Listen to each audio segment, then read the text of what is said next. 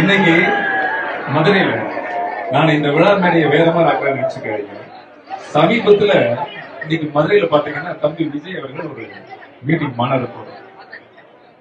அந்த மாநாட்டில் ஒரு வரியை பதிவுகிறாரு. நான் உச்சத்தில் இருக்கும் போது அரசியலுக்கு வந்தவன் பிழைப்பு தேடி அரசியலுக்கு வந்தவன் அல்ல ஒரு வரியை போடுறாரு.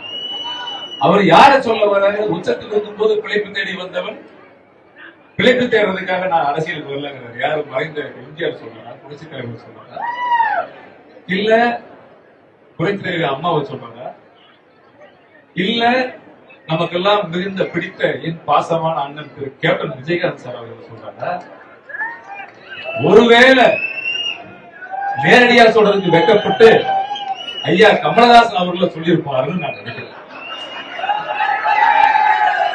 ஏன்னா அதுக்கு சிறந்த பொருத்தமான அளவு தான் பிழைப்பு தேடி அரசியல் செய்வது பொருத்தமான அளவு. அப்புறம் இன்னொரு ரொம்ப முக்கியமான விஷயம், கைய சொடக்கு போட்டு திரு மோடிஜி கைய சொடக்கு போட்டு வீட்டாங்க.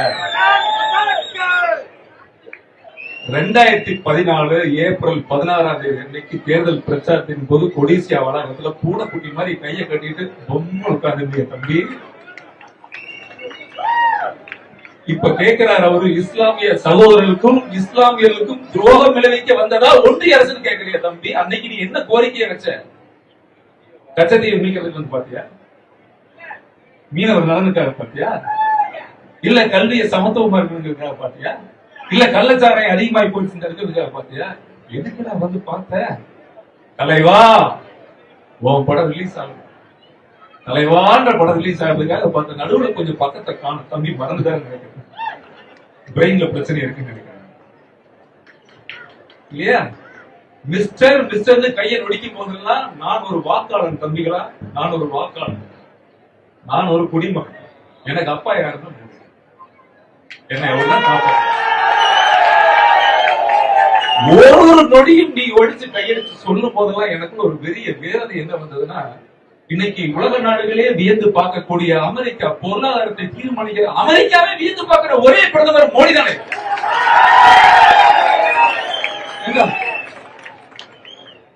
அறிவில்ல அங்கிள் முதல்வர், அறிவில்ல மிஸ்டர் மோடின்னு கை நீட்டி சொடக்கு போட்டு கூப்பிடுற. இதுதான் அரசியல் நாகரிகமா? நீ இப்படி இருந்த அந்த பிள்ளைகள் எப்படி இருப்பாங்க? உன்னை நம்பி வந்திருக்கிறாங்களே கண்டிப்பா. எத்தனை லட்சம் பிள்ளைகள் இன்னைக்கு அரசியல் யாருக்கு வாக்கு போறோம்? யாருக்கு வாக்கு போறோம்? கவர்ச்சிக்காக வாக்கு போடுறீங்க.